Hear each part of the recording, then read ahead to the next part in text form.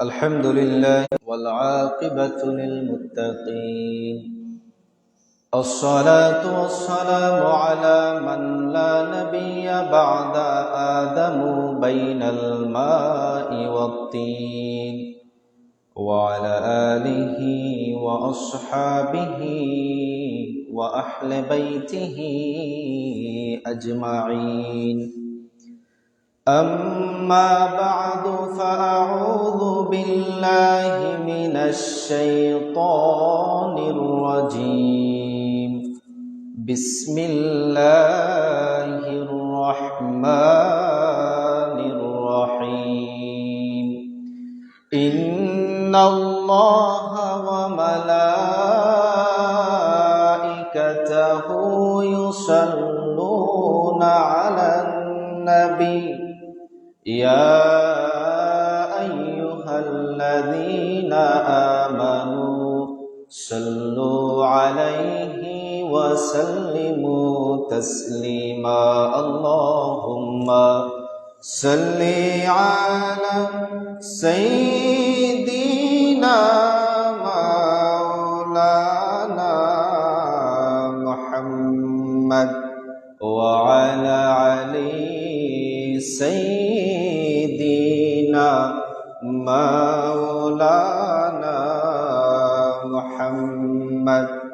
নূরে আরশ নূরে পরশ আলমে আনওয়ার কা মরহবা সব নূর কা মশআল মদীনা বন গয়া. আল্লাহুম্মা সাল্লি আলা সাইয়্যিদিনা মাওলানা মুহাম্মদ ওয়া আলা আলি সাইয়্যিদিনা মাওলানা মুহাম্মদ. লা ইলাহা ইল্লাল্লাহ মুহাম্মাদুর রাসূলুল্লাহ সাল্লাল্লাহু আলাইহি ওয়াসাল্লাম. সম্মানিত হাজিরিন, আল্লাহ পাক রব্বুল আলামিনের শাহান শাহী দরবারে লক্ষ লক্ষ কোটি কোটি শুকরিয়া ও সুজুদ যেই মহান রব্বুল আলামিন আপনাদেরকে আমাকে অত্যন্ত দয়া করে মায়া করে মেহেরবানি করে শুক্রবারের দিন, ইয়াউমুল জুমার দিন, সাপ্তাহিক ঈদের দিন, হাদিসে নববীর পরিভাষায় ইন্না ইয়াউমাল জুমআতি সাইয়্যিদুল আইয়াম, নিশ্চয় নিঃসন্দেহে সপ্তাহের 60টি দিনের মধ্যে সর্বশ্রেষ্ঠ দিন হচ্ছে শুক্রবারের দিন। এমন একটি দিনে, এমন একটি মুহূর্তে, এই বরকতপূর্ণ মুহূর্তে আল্লাহ পাক রব্বুল আলামিন আমাদেরকে দুনিয়াবি সমস্ত বেড়াজাল থেকে মুক্ত করে একমাত্র ওই মহান রবকে খুশি করানোর উদ্দেশ্যে যেই মহিয়ান গরিয়ান মাবুদ আপনাদেরকে আমাকে ওনার গড় মসজিদ পর্যন্ত আসার মতো বসার মতো তৌফিক দান করলেন। আসেন সবাই মিলে কায়ু মনোবাক্যে হৃদয়ের বদ্ধ কপাটকে উজাড় করে ইসলামী বলে বলিয়ান হয়ে ঈমানিতে যেতে জিয়ান হয়ে সুচ্চ কণ্ঠে ওই মহিয়ান গরিয়ান মাবুদের শাহানশাহী দরবারে শুকরিয়া তান প্রত্যেকে বলি আলহামদুলিল্লাহ। শুকর আদায় করছি নবীগুনা হাবিবুনা কুদওয়াতুনা সানাদুনা মুরশিদুনা ওয়া মাওলানা মুহাম্মদ সাল্লাল্লাহু আলাইহি ওয়াসাল্লাম, যিনি ১৫০০ বছর পূর্বে আপনাদেরকে আমাকে এতিম করে সোনার মদিনায় জান্নাতুম মির রিয়াদিল জান্নাহ এর মধ্যে আরাম করতেছেন। আল্লাহ পাক রব্বুল আলামিন দয়া করেছেন, মায়া করেছেন, এজন্যে ওনার হাবিব, ওনার মাহবুব, ওনার বন্ধু মুহাম্মদুর রাসূলুল্লাহ সাল্লাল্লাহু আলাইহি ওয়াসাল্লামের উম্মত হিসাবে আপনাদেরকে আমাকে কবুল করেছেন। সম্মানিত হাজিরিন, আমরা সবাই জানি এই দুনিয়ার জমিনে মানুষকে আল্লাহ পাক রব্বুল আলামিন একটি রিজন, একটি উদ্দেশ্য, একটি কারণে পাঠিয়েছেন। তার কারণটা কি? সবাই জানেন যে ওনার ইবাদত করার জন্য। আর আমরা এটাও জানি এই দুনিয়া আমাদের থাকার জায়গা নয়, একদিন এখান থেকে চলে যেতে হবে ক্রমান্বয়ে। এই আপনি আজকে যেই ঘরের মালিক, এই ঘরের মালিক হয়তো কোনো একদিন আপনার দাদা ছিলেন, এই ঘরের মালিক হয়তো কোনো একদিন আপনার দাদার বাবা যিনি উনি ছিলেন, ক্রমান্বয়ে আপনার বাবা হয়েছেন, তারপরে আপনি হয়েছেন, ক্রমান্বয়ে আপনার সন্তান, আপনার সন্ততি হবে। তাহলে এই পর্যবেক্ষণ যদি আপনি দেখেন যে আমার দাদা এক সময় দুনিয়ার জমিনে ছিলেন, এখন নাই, আমার বাবা এক সময় দুনিয়াতে ছিলেন, এখন নাই, আমিও হয়তো একদিন থাকবো না। আল্লাহ পাক রব্বুল আলামিন এই মুসাফিরি জীবনের জন্য আমাকে পাঠিয়েছেন। আমরা সবাই জানি কোরআনের একটি বিখ্যাত আয়াত রয়েছে, যেখানে আল্লাহ পাক রব্বুল আলামিন বলেছেন, কুল্লু নাফসিন যায়িকাতুল মাউত। এই দুনিয়ার জমিনে যত প্রাণী রয়েছে, যাদের অন্তরের মধ্যে রূহ রয়েছে, প্রত্যেকটা প্রাণী নিঃসন্দেহে মৃত্যুর স্বাদ অনুভব করতে হবে, এটা আমরা সবাই জানি। কিন্তু দেখার বিষয় হচ্ছে এখন যে এই মৃত্যুর জন্যে আমরা কতটুকু জিনিস অর্জন করতে পেরেছি। আমরা যে when আল্লাহ সুবহানাহু ওয়া তাআলা ক্রিয়েট ডে অফ জাজমেন্ট, আল্লাহ যখন বিচারের দিনটা কায়েম করবেন, যখন আল্লাহ এভিডেন্স প্রমাণ চাইবেন আমার কাছে, আপনার কাছে, যে আমি তোমাকে 60 বছর 70 বছরের একটা জীবন দান করেছিলাম, এই জীবনটা আপনি কোন রাস্তায় স্পেন্ড করেছেন, ব্যয় করেছেন, এই জীবনের হিসাব আপনাকে দিতে হবে। ওই সময় জয়ী মানুষগুলা আল্লাহ সুবহানাহু ওয়া তাআলার সম্মুখে এই হিসাব দিতে সক্ষম হবেন, ওনারাই হচ্ছেন সফল মানুষ। তো সম্মানিত হাজিরিন, প্রতি জুমার ন্যায় আজকে একটি বিষয় সিলেক্ট করেছি, সেটা হচ্ছে যে কবরের আযাব। কবরের মধ্যে যে আমরা মানুষগুলাকে রেখে আসি, আজ আমি রেখে আসছি আমার বাবাকে, কাল যে আমাকে আমার সন্তান রেখে আসবে না তার কোনো গ্যারান্টি নাই, যেতে হবে। তো যাওয়ার আগে যদি একটু হলেও জানি এই কবরের মধ্যে আমার সাথে কিভাবে আচরণ করা হবে, এই কবরের মধ্যে যে আমি একা থাকবো, আমার সাথে সেখানে কি কোনো বান্ধব কোনো কিছু থাকবে না, আমি সেখানে কিরকম ভাবে দিনকাল কাটাবো, এই বিষয়টা নিয়ে আজকে কথা বলবো। সম্মানিত হাজিরিন, প্রথমত হচ্ছে আপনাকে যদি কবরের মধ্যে যেতে হয়, তাহলে আপনাকে মৃত্যুবরণ করতে হবে। কারণ মৃত্যুবরণ করা ছাড়া কখনো কোনো মানুষ কবরের মধ্যে যাওয়া সম্ভব না। কিন্তু আমরা দেখতে পাই যে মৃত্যুবরণের কিছু আলামত রয়েছে। আল্লাহ রাসূল সাল্লাল্লাহু আলাইহি ওয়াসাল্লাম হাদিসের মধ্যে বলে গিয়েছেন যে কিছু আলামত বান্দা যখন আপনি দেখবেন ওই আলামতওয়ালা কোনো মানুষ মৃত্যুবরণ করেছেন, আপনি মনে মনে ধরে নেবেন যে আল্লাহর বান্দা জান্নাতি মানুষ। কয়েকটা মৃত্যুর আলামত রয়েছে, যখন মুমূর্ষ মানুষ মৃত্যুবরণ করবেন অবস্থা এমন যখন সময়, এই সময়ের অনেক কারণ রয়েছে। আমি খুঁজে 15টি কারণ 16টি কারণ পেয়েছি। এখন আমি আপনাদেরকে বলছি, এই 16টি কারণ যদি দেখেন তাহলে মনে মনে ভাববেন যে আল্লাহর বান্দা হয়তো জান্নাতের মধ্যে যাবেন। প্রথম নম্বর হচ্ছে, মুমূর্ষ ব্যক্তি উনার জীবন যখন শেষ হয়ে যাবে, আজরাইল যখন উনার জানটাকে কবজ করে ফেলবেন, এই সময় উনি যদি বলেন লা ইলাহা ইল্লাল্লাহু মুহাম্মাদুর রাসূলুল্লাহ। আল্লাহ রাসূল সাল্লাল্লাহু আলাইহি ওয়াসাল্লাম আবু দাউদ শরীফের 3116 নম্বর হাদিসের মধ্যে বলেছেন যে মান ক্বালা লা ইলাহা ইল্লাল্লাহ, যেই ব্যক্তির শেষ কথা হবে লা ইলাহা ইল্লাল্লাহু মুহাম্মাদুর রাসূলুল্লাহ, দাখালাল জান্নাহ, সেই ব্যক্তি জান্নাতে প্রবেশ করবে। তাহলে এই হাদিস থেকে আমরা পেলাম যে যখন মানুষ মারা যাবে আর ওনার মুখের মধ্যে যদি লা ইলাহা ইল্লাল্লাহু মুহাম্মাদুর রাসূলুল্লাহ শেষ কালিমা হয়, কালিমা পড়তে পড়তে উনি দুনিয়া থেকে চলে যান, আল্লাহর নবী বলতেন এটা হচ্ছে জান্নাতি মানুষের মৃত্যুর আলামত। এই গেল 1 নম্বর। 2 নম্বর হচ্ছে যে যখন কোনো মানুষ মৃত্যুবরণ করেন, উনার কপালের মধ্যে আপনি একটু হাত দিবেন, যদি দেখেন যে উনার কপালটা একটু গেমে গিয়েছে, তাহলে বুঝবেন আল্লাহর এই বান্দাও জান্নাতি। কারণ আল্লাহ রাসূল সাল্লাল্লাহু আলাইহি ওয়াসাল্লাম তিরমিজি শরীফের 980 নম্বর হাদিসের মধ্যে বলেছেন, মৃত্যুর সময় কোনো মানুষের কপালটা যদি ঘেমে যায়, তাহলে বুঝে নিবেন এই মানুষটা জান্নাতি মানুষ হয়ে মৃত্যুবরণ করছে, অর্থাৎ উনাকে আল্লাহ পাক রব্বুল আলামিন হয়তো দয়া করে জান্নাতে দিয়ে দিবেন। 3 নম্বর হচ্ছে, আজকের যেই দিন জুমার দিন, ইসলামিক ক্যালেন্ডার হিসাবে আমাদের রাত আগে আসে, দিন পরে আসে। তাহলে বৃহস্পতিবারের রাত থেকে শুরু করে আজকের মাগরিবের আজান পর্যন্ত এই দিনে যত মানুষ দুনিয়ার জমিন থেকে ইন্তেকাল করবেন, তিরমিজি শরীফের মধ্যে হাদিস এসেছে যে আল্লাহ রাসূল সাল্লাল্লাহু আলাইহি ওয়াসাল্লাম বলেছেন, কোনো মানুষ যদি জুমার দিনে মারা যায়, তাহলে ওই মানুষটাও যেন একজন জান্নাতি মানুষ হিসেবে মারা গেল, অর্থাৎ তার কবরের যে একটা আযাব রয়েছে, এই আযাবটাকে আল্লাহ পাক রব্বুল আলামিন হালকা করে দিবেন।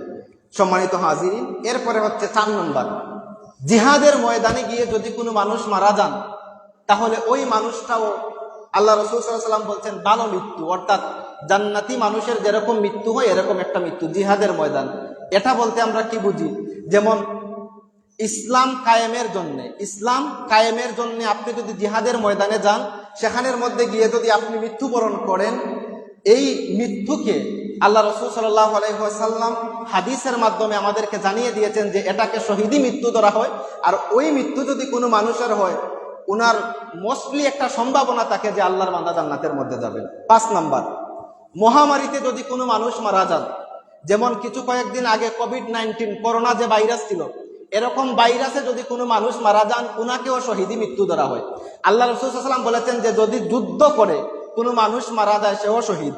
সে যদি মারা যায়, সে জান্নাতের মধ্যে যাবে।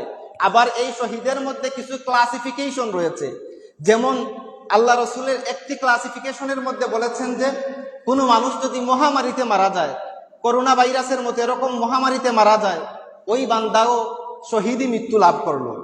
6 নাম্বার, পেটের মধ্যে যদি অসুখ থাকে, মুসলিম শরীফের 1915 নম্বর 1915 নম্বর হাদিসের মধ্যে আল্লাহ রাসূল সাল্লাল্লাহু আলাইহি ওয়াসাল্লাম বলছেন, কোনো বান্দা যদি পেটের রোগে অধিক অসুস্থ থাকে, পেটের রোগের কারণে মারা যায়, আল্লাহ রসুল বলেছেন ওই বান্দাও যেন শহীদি মৃত্যু লাভ করলো।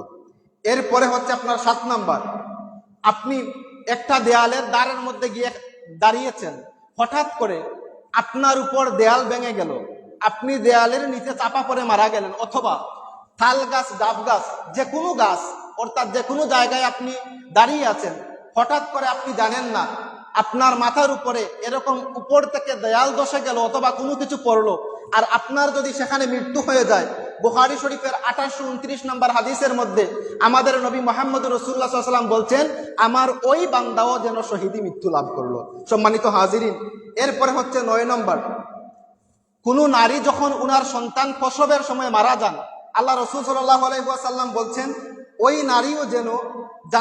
নারীও যেন শহীদি মৃত্যু হিসাবে দুনিয়ার জমিন থেকে বিদায় নিল। এভাবে 9 নম্বর আল্লাহ রাসূল সাল্লাল্লাহু আলাইহি ওয়াসাল্লাম বলছেন, অগ্নির মধ্যে, ঘরের মধ্যে আগুন লেগেছে, আপনি ঘরের মধ্যে রয়েছেন, বাহির হতে পারেন নাই, অথবা আপনি বিমানের মধ্যে ধরেন দেশ থেকে বিদেশ যাচ্ছেন, হঠাৎ বিমানের মধ্যে আগুন লেগে গিয়েছে, গাড়ির মধ্যে আপনি এক জায়গা থেকে অন্য জায়গায় মুভ করছেন, এই সময় আপনার গাড়ির মধ্যে আগুন লেগে গিয়েছে, আল্লাহ রাসূল সাল্লাল্লাহু আলাইহি ওয়াসাল্লাম বলছেন আমার ওই বান্দা যে আগুনের মধ্যে পুড়ে মারা গেল, ওই বান্দাও যেন শহীদি মৃত্যু লাভ করলো। সুবহানাল্লাহ। তাহলে দেখেন, এখন যদি আপনি মনে মনে ভাবেন তাহলে আগুনে পরে মৃত্যুবরণ করলে তো শহীদি মৃত্যু হয়ে যায়, আপনি যদি নিজে আগুন তৈরি করেন আর ওই আগুনের মধ্যে আপনি যদি লাফ দেন, তাহলে এটা কখনো শহীদি মৃত্যু হবে না, এটা হবে আত্মহত্যা।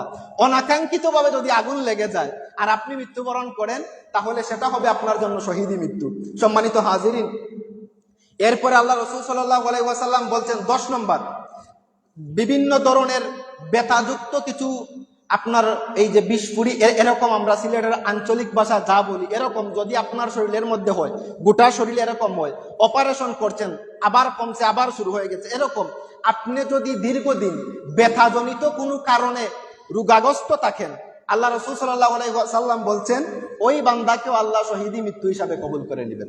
সম্মানিত হাজিরিন, এরপরে 11 নম্বর হচ্ছে সম্পদের জন্য মৃত্যু, অর্থাৎ তিরমিজি শরীফের 1421 নম্বর হাদিসের মধ্যে আল্লাহ রাসূল সাল্লাল্লাহু আলাইহি ওয়াসাল্লাম বলছেন কোনো মানুষ যদি তার সম্পদকে রক্ষার জন্য মারা যায়, যেমন ফর এক্সাম্পল আপনি ধরেন আপনার ঘরের মধ্যে রাতে চোর ঢুকেছে, এখন ওই আপনার সমস্ত সম্পদ নিতে চাচ্ছে, এই সময়ে আপনি যদি আপনার সম্পদকে রক্ষা করার জন্য এই চোরের সাথে কোনো দস্তাদস্তি হয়, আর এরকম যদি এই সময় আপনি মারা যান, আল্লাহ রাসূল সাল্লাল্লাহু আলাইহি ওয়াসাল্লাম বলছেন এই যে আপনি সম্পদ রক্ষার জন্য মৃত্যুবরণ করলেন, এই মৃত্যুটাকে আল্লাহ পাক রব্বুল আলামিন শহীদি মৃত্যুর খাতার মধ্যে লিখে দিবেন। বলেন সুবহানাল্লাহ।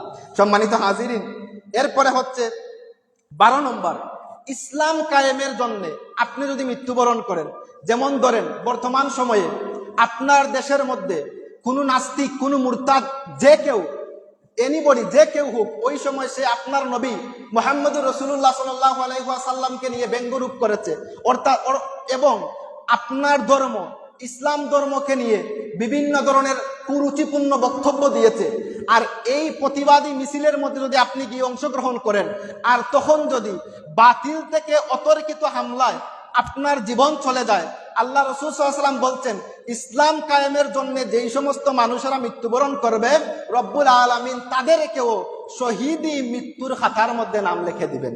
সম্মানিত হাজিরিন, এরপরে আসেন 13 নম্বরে, নিজের জীবন বাঁচানোর জন্য যদি কোনো মানুষ মৃত্যুবরণ করে সেই মৃত্যুটাকেও রব্বুল আলামিন শহীদি মৃত্যু হিসাবে নিয়ে নেবেন।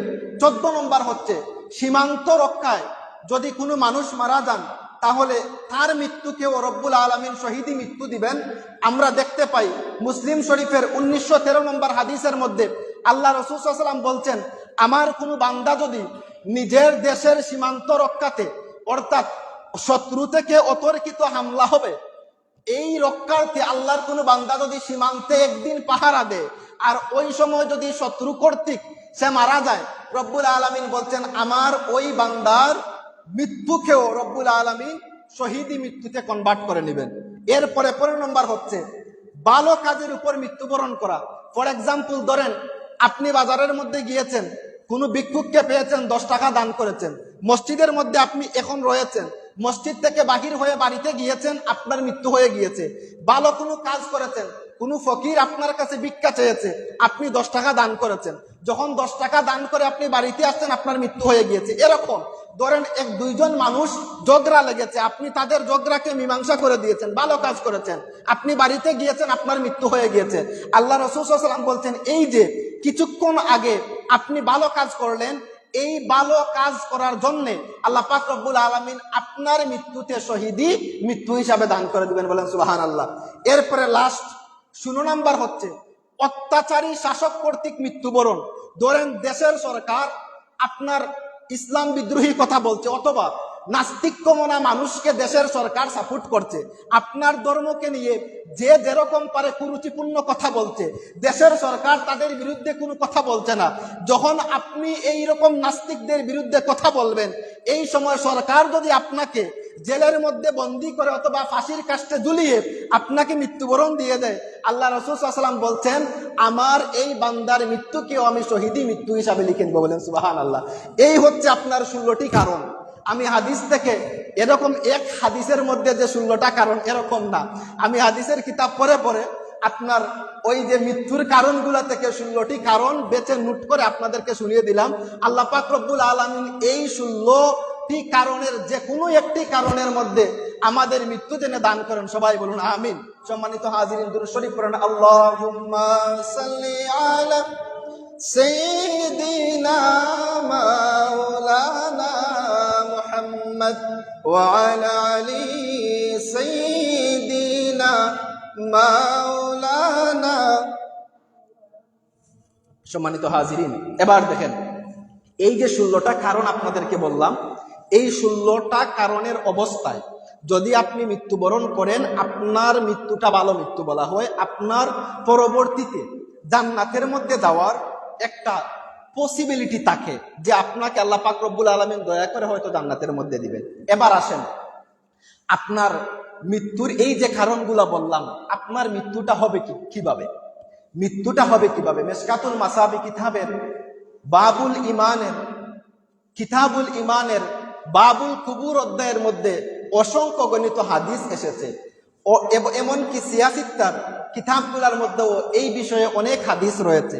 তার মধ্যে একটা হাদিস আমি বলছি যে আল্লাহ রাসূল সাল্লাল্লাহু আলাইহি ওয়াসাল্লামের একজন সাহাবী, উনার নাম হচ্ছে হযরতে বারা রাদিয়াল্লাহু তাআলা আনহু।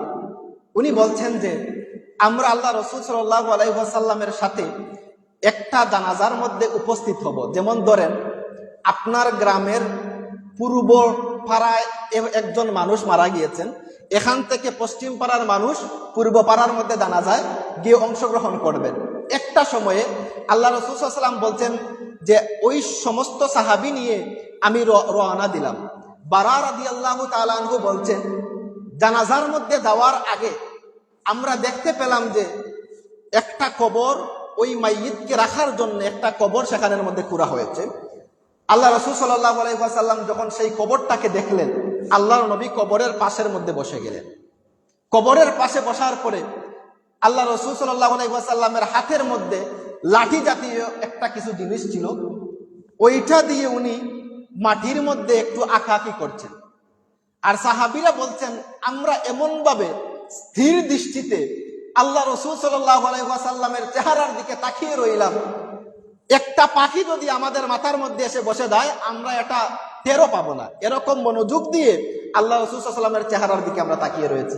কিন্তু আল্লাহর নবী উনার চেহারাটাকে মাটির দিকে রেখেছেন, আর হাতের মধ্যে একটা লাঠির মতো জিনিস, সেটা দিয়ে মাটির মধ্যে আঁকাআঁকি করছেন। কিন্তু আল্লাহর নবী উনার মাথাটা কখনো তুলছেন না। সাহাবীরা বলেন, আমরা কিছুক্ষণ অপেক্ষা করলাম, হঠাৎ করে ফারাফা রাসাহু, আল্লাহ রাসূল সাল্লাল্লাহু আলাইহি ওয়াসাল্লাম উনার মাথাটাকে তুললেন। মাথাটাকে তুলে বললেন, হে আমার সাহাবীরা, তোমরা কবরের আযাব থেকে আল্লাহর কাছে দোয়া করো, কবরের আযাব থেকে তোমরা আল্লাহর কাছে দোয়া করো। ওই সময় সাহাবীরা বললেন রাসূল সাল্লাল্লাহু আলাইহি ওয়াসাল্লামের সাথে, আমরাও আল্লাহর কাছে দোয়া করলাম, রব্বুল আলামিন আমাদেরকে কবরের আযাব থেকে রক্ষা করেন। আল্লাহ রাসূল বলছেন, আমি কেন বলছি কবরের আযাব থেকে আপনারা দোয়া করেন যাতে আল্লাহ আপনাদেরকে রক্ষা করেন? তার প্রথম রিজন, তার কারণ হচ্ছে যে এই আপনি যখন কবরের মধ্যে রাখা হবে, সর্বপ্রথম যেই স্টেপ, সর্বপ্রথম আপনার সওয়াল এবং জবাবের যেই গাট, সেটা হচ্ছে কবর। কবরের মধ্যে যদি আপনার সমস্ত কিছু সহজ হয়ে যায়, আল্লাহ রাসূল সাল্লাল্লাহু আলাইহি ওয়াসাল্লাম বলছেন আপনার আখিরাতের আলমে বরজখের সমস্ত জিন্দেগি আল্লাহ পাক রব্বুল আলামিন সহজ করে দিবেন। আর কবরটা যদি আপনার প্রশ্নের মধ্যে আপনি আটকা পড়ে যান, তাহলে ওই সমস্ত জিন্দেগি আপনার অসুবিধার মধ্যে কেটে যাবে। তো সম্মানিত হাজিরিন, এই সময় আল্লাহ রাসূল সাল্লাল্লাহু আলাইহি ওয়াসাল্লাম বলছেন যে মানুষের মৃত্যুটা কেমন করে হয়, অর্থাৎ একজন মানুষ যখন মুমূর্ষু অবস্থায় থাকেন, উনার রূহটা কিভাবে বেরিয়ে যায়, উনার কাছ থেকে রূহটা কিভাবে কবজ করা হয়, আল্লাহ রাসূল সাল্লাল্লাহু আলাইহি ওয়াসাল্লাম সাহাবীদেরকে শিক্ষা দিচ্ছেন। উনারা বলতেন যে বান্দা যখন মুমূর্ষু অবস্থায় থাকে, যখন তার মৃত্যুর সময় হয়ে যাবে, এরকম একটা অবস্থা দেখবেন, এই সময় বান্দাটা যদি নেককার হয়ে থাকে, বান্দা যদি নেককার ভালো মানুষ, মুমিন মুত্তাকি হয়ে থাকে, আজরাইল আলাইহিস সালাতু সালাম ওই বান্দার কাছে সুন্দর সাদা জান্নাতি পোশাক পরে, শরীরের মধ্যে সুগন্ধি ব্যবহার করে আল্লাহর বান্দার মাথার কাছে এসে বসেন। আল্লাহর বান্দার মাথার কাছে যখন এসে বসেন, এই সময় আজরাইল আলাইহিস সালাতু সালাম এসে বলেন, হে আল্লাহর বান্দা, মুমিন মুত্তাকি মানুষ যদি হয়, উনি বলবেন উখরুজ, আল্লাহর হুকুমে যেই রুহুটা আমাদের ভিতরে রয়েছে, যদি মানুষটা মুত্তাকি হয়, আজরাইল আলাইহিস সালাতু সালাম বলবেন আল্লাহর হুকুমে তুমি বের হয়ে যাও। মানুষ যদি মুত্তাকি হয়, চুলটা থাকবে সুন্দর, শরীরের পোশাক থাকবে জান্নাতি সাদা পোশাক, এমনকি শরীরের মধ্যে সুগন্ধি দেওয়া থাকবে। এই সময় যখন আজরাইল আলাইহিস সালাম বলবেন, আল্লাহর নবী বলছেন, একটা পাত্রের মধ্যে যদি পানি থাকে, ওই পাত্রের পানি যদি আপনি আরেকটা পাত্রের মধ্যে নেন, সর্বশেষ যেই পানিগুলা থাকে, যে একটা পাত্র থেকে আরেকটা পাত্রে পানি পড়ে, ফুটা ফুটা হয়ে তখন পানি, যে শেষগুলা ফুটা ফুটা হয়ে পানিগুলা অন্য পাত্রের মধ্যে পড়ে।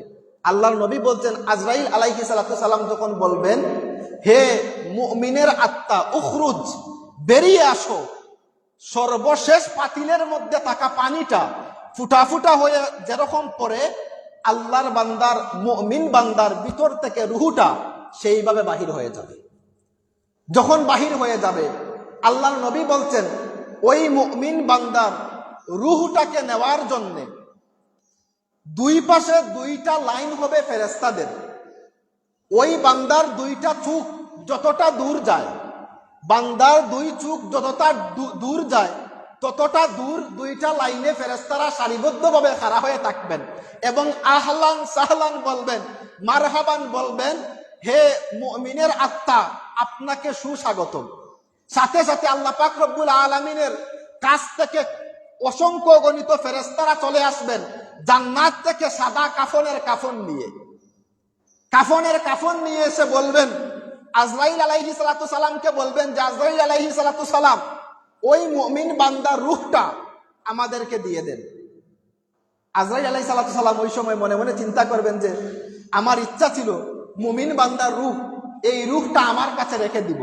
কিন্তু যখন ফেরেশতারা আল্লাহর ওয়ার্ডার নিয়ে চলে আসলেন, আজরাইল আলাইহিস সালাতু সালাম, আল্লাহর ওয়ার্ডার, আমরা জান্নাত থেকে কাফন নিয়ে আসছি, ওই মুমিন বান্দার রূহটা আমাদেরকে দিয়ে দেন। ওই সময় আজরাইল আলাইহিস সালাতু সালাম, আপনি হন, আমি হন, যেই হন, মুমিন বান্দার রূহটা জান্নাতি সেই ফেরেশতাদের কাফনের মধ্যে দিয়ে দিবেন। ওনারা কাফনকে মুড়ো দিয়ে উপরের দিকে উঠতে থাকবেন। প্রথম আকাশের মধ্যে যখন উঠবেন, এই সময় প্রথম আকাশের ফেরেশতারা বলবেন, আপনারা কার আত্মা, কার রূহ নিয়ে আসেন?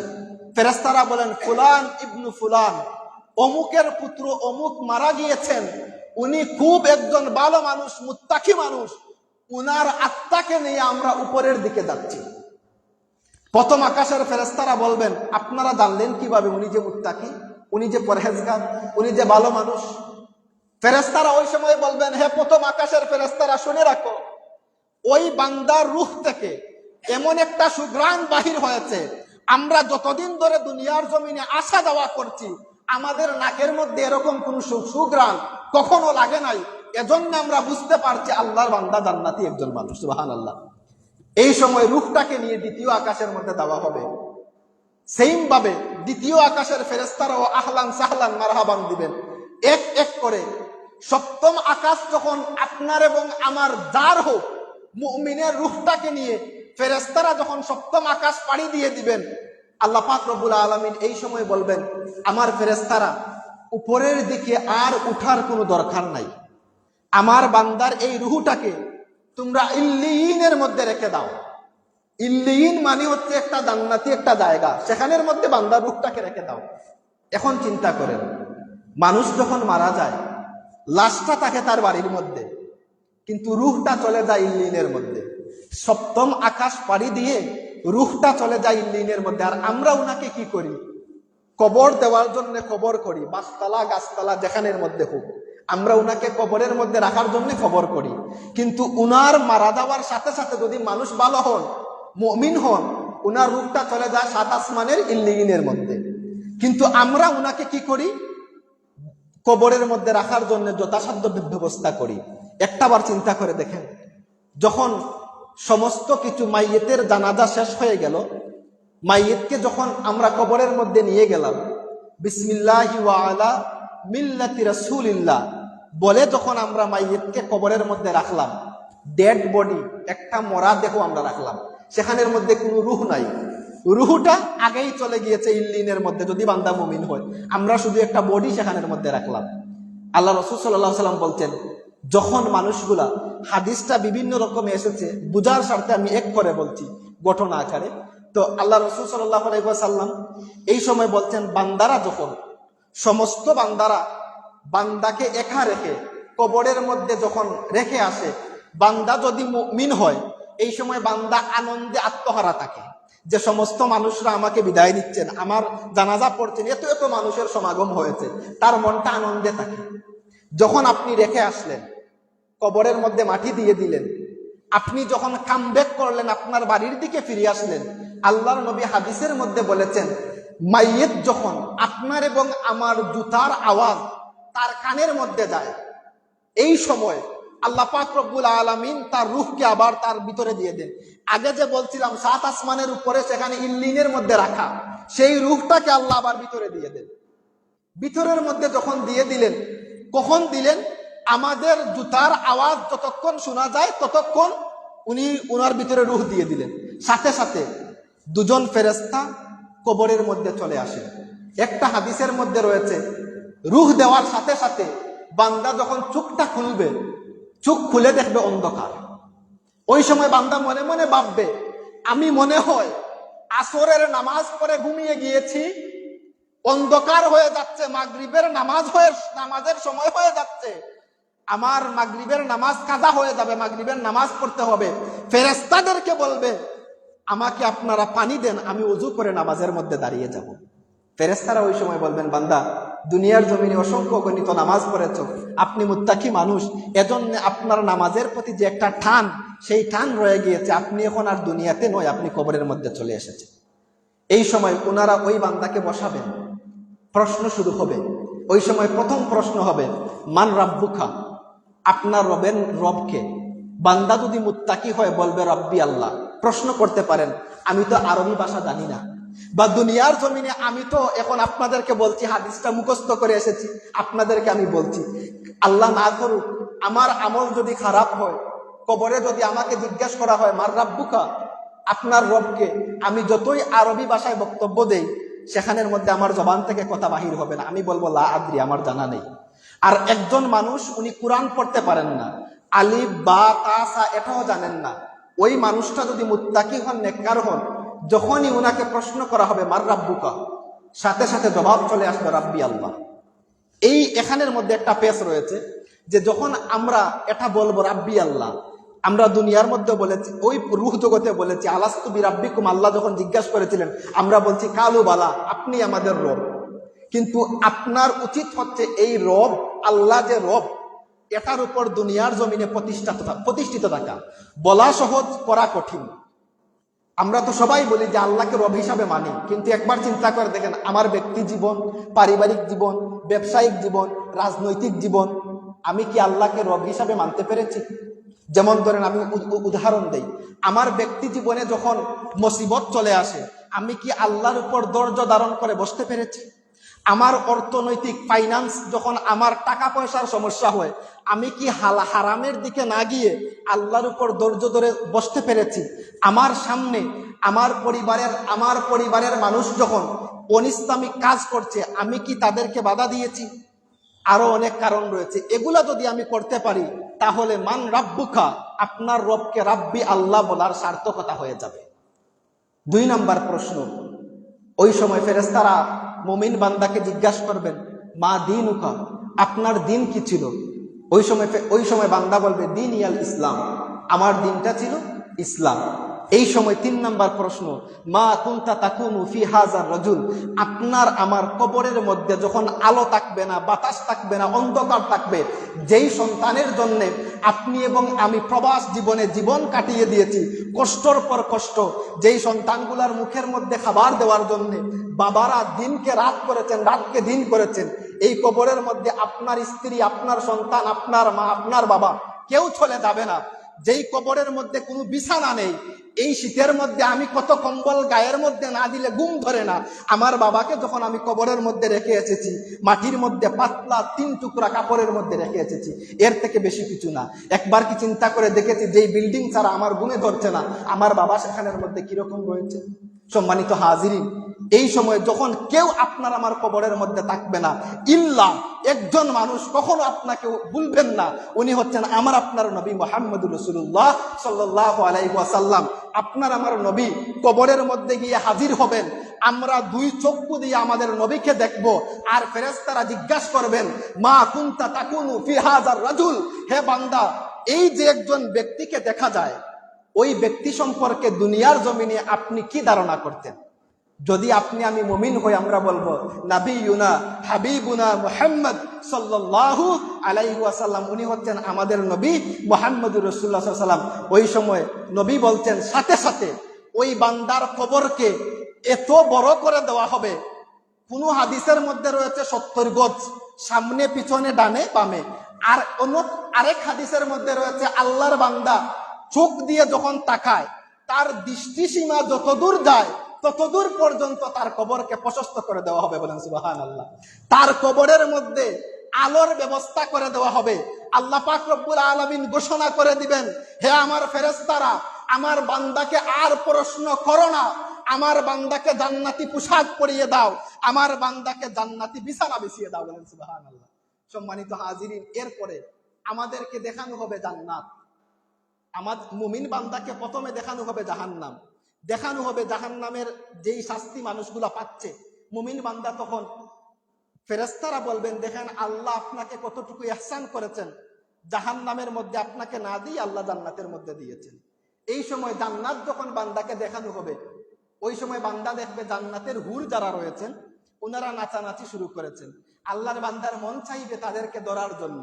ওই সময় আল্লাহ পাক রব্বুল আলামিন বলবেন, বান্দা এখনো সময় হয় নাই, আপনি ঘুমিয়ে পড়েন।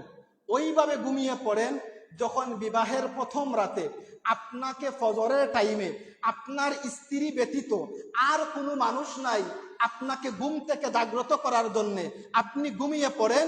যখন ইসরাফিল আলাইহিস সালাতু সালাম সিংহার মধ্যে ফুৎকার দিবেন, এই সময় আমি রব্বুল আলামিন আপনার প্রিয়তমা স্ত্রীর ভূমিকায় আপনার ঘুম ভাঙিয়ে আপনাকে জান্নাতের মধ্যে দিয়ে দিব। বলেন সুবহানাল্লাহ।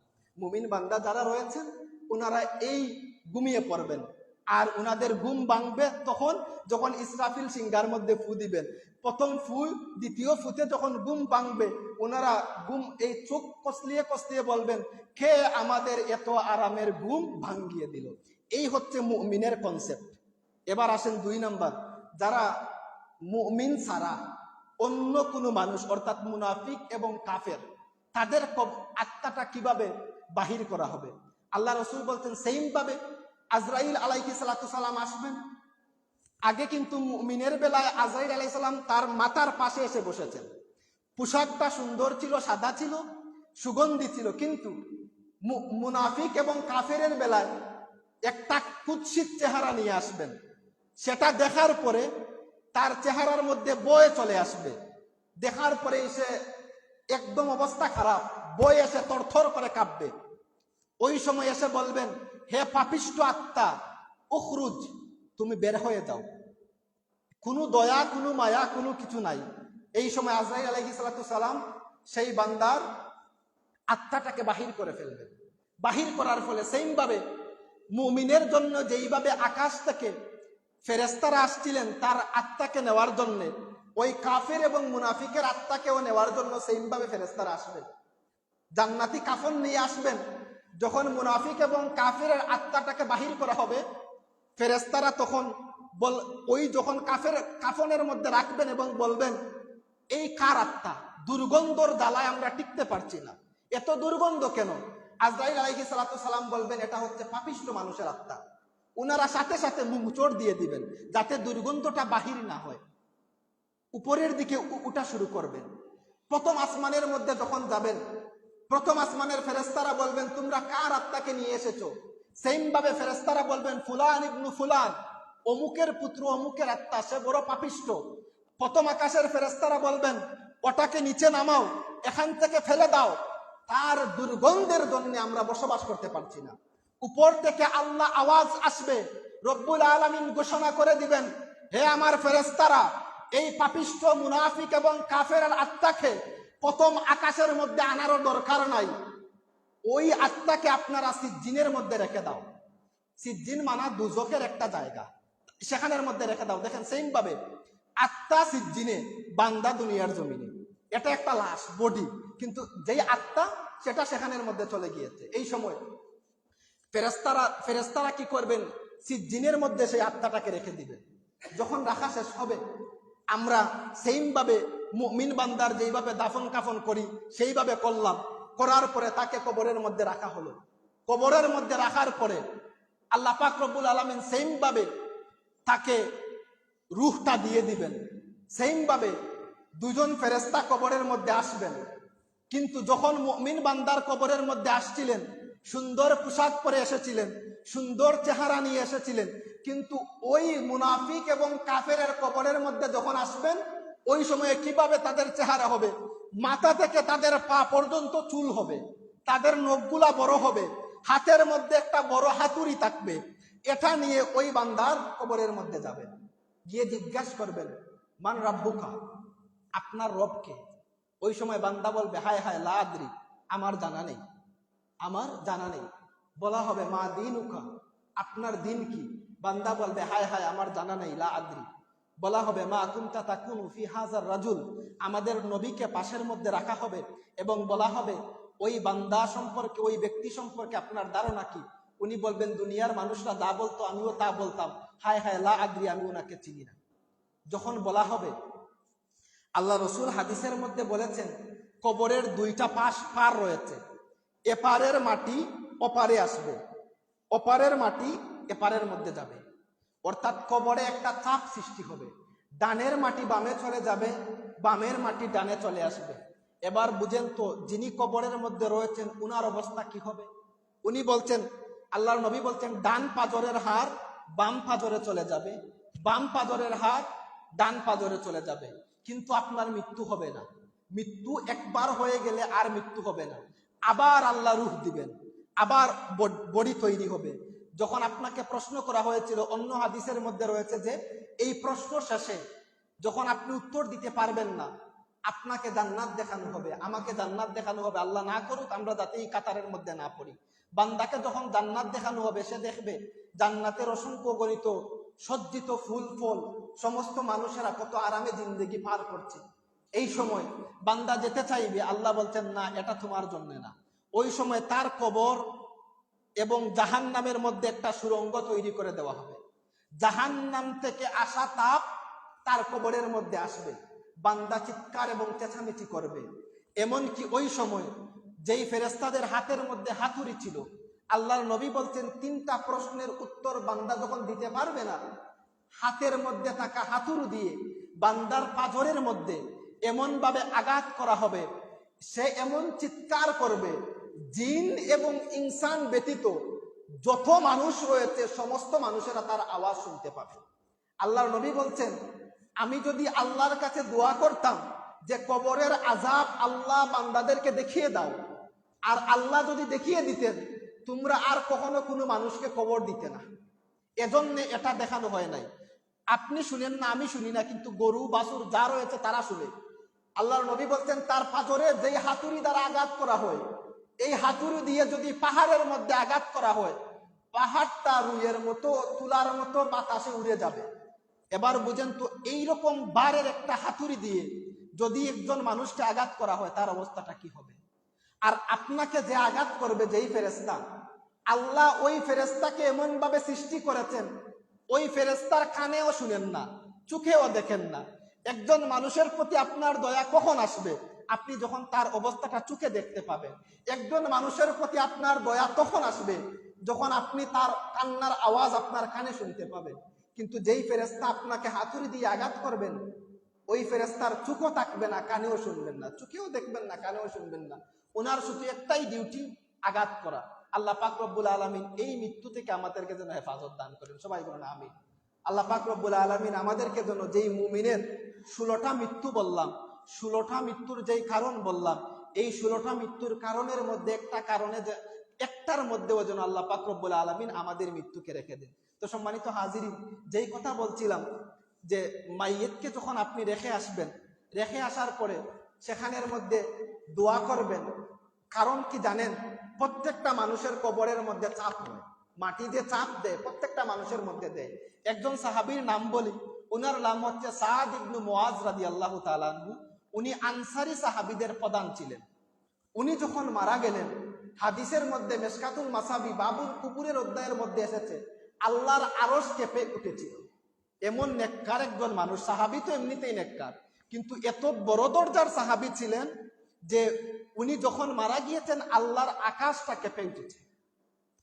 এই সাহাবীকে যখন আল্লাহ রাসূল সাল্লাল্লাহু আলাইহি ওয়াসাল্লাম কবরের মধ্যে রাখলেন, কবরের মধ্যে রাখার পরে সাহাবীদেরকে বললেন, হে আমার সাহাবীরা, তোমরা তাকবীর বলো। সাহাবীরা বললেন, আমরাও তাকবীর বললাম। ওই সময় আল্লাহ রাসূল সাল্লাল্লাহু আলাইহি ওয়াসাল্লাম যখন তাকবীর বলা শেষ, মাটি দিয়ে যখন সাদ ইবনে মুআজকে কবরের মধ্যে রেখে আল্লাহর নবী চলে আসবেন, সাহাবীরা বলছেন, ইয়া রাসূলুল্লাহ, ইয়া হাবিবাল্লাহ, জীবনে অসংখ্য গণিত মানুষের জানাজা পড়েছি, কোন মানুষের জানাজার মধ্যে আপনি এভাবে তাকবীর দেন না। ইয়া রাসূলুল্লাহ, ইয়া হাবিবাল্লাহ, আজকে আপনি কেন তাকবীর দিলেন? আল্লাহ রাসূল সাল্লাল্লাহু আলাইহি ওয়াসাল্লাম বলছেন, হে আমার সাহাবীরা, শুনে রাখে, আমার সাহাবী সাদ রাদিয়াল্লাহু তাআলা আনহুকে যখন আমি কবরের মধ্যে রেখেছিলাম, আমি নবী দেখতে পাচ্ছিলাম তার কবরটা সংকুচিত হয়ে যাচ্ছে, তার কবরটা ছোট হয়ে যাচ্ছে, তার কবরের মাটিগুলো এক পাশের মাটি আরেক পাশের মাটি চলে যাবে, কবরের চাপ সৃষ্টি হবে। এরকম একটা অবস্থা আমি নবী দেখতেছি। সাথে সাথে আমি আল্লাহু আকবার বলে তাকবীর দিলাম। রব্বুল আলামিন আমার তাকবীরের বদৌলতে আমার সাহাবী সাদ ইবনে মুআজ রাদিয়াল্লাহু তাআলা আনহুর কবরের চাপকে ক্ষমা করে দিলেন, বলেন সুবহানাল্লাহ। এখন দেখেন, আল্লাহর নবীর সাহাবী হয়েও যদি কবরের যে একটা চাপ সেটা থেকে রেহাই না পান, আপনি এবং আমি কিভাবে পাবো? কবরে যে চাপ দেয় সেটা সত্যি, সব মানুষকে দিবে, একমাত্র আল্লাহ যাদেরকে রক্ষা করবেন তারা ব্যতীত। আল্লাহ যদি চান তাহলে তারা ব্যতীত। এজন্যে কবর যখন দিয়ে দিবেন, আত্মীয় স্বজন যারা রয়েছেন কবরের মধ্যে দাঁড়িয়ে সূরা মুলক পাঠ করবেন। যদি না পারেন কোন একজন হাফেজ সাহেবকে সেখানের মধ্যে রেখে পাঠ করাবেন, বাবা হোক মা হোক, যার কবরেই দেন, সূরা মুলক কবরের আযাব প্রতিরোধ করে। আলোচনা লম্বা হয়ে যাবে, এজন্য বলছি না, যদি আল্লাহ তৌফিক দেন অন্যদিন বলবো। তো আল্লাহ পাক রব্বুল আলামিন আমাদেরকে যেন মুমিনি মৃত্যু দান করেন, সবাই বলেন আমিন। ওয়া আখির দাওয়ানা আলহামদুলিল্লাহি রাব্বিল আলামিন। দুরূদ শরীফ পড়েন। আল্লাহুম্মা সাল্লি আলা সাইয়্যিদিনা মাওলানা মুহাম্মদ ওয়া